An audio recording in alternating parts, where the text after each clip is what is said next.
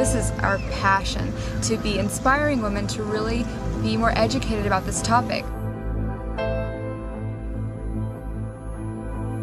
You're not only going to be feeling great, more confident, you're also at the same time going to be nourishing your skin and supporting that natural framework of your skin, which is your collagen. We want to encourage that girl that,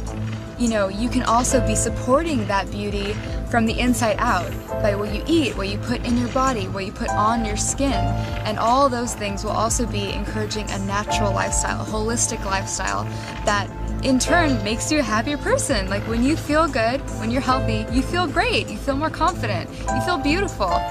We want, you know, makeup not to be a side issue when it comes to health, but that it's right there with all the different health choices you make, that your makeup is right there, that you're making a good choice with what you're putting on your skin, and you know that it's nourishing your body, which is a really amazing thing, because who would have ever thought that mascara would be something that could be good for you? And you know, with ours, when you talk about beeswax being the main ingredient with avocado butter and shea butter, these are all things that are nourishing your lashes, which is a total new concept for us to be thinking about makeup that way.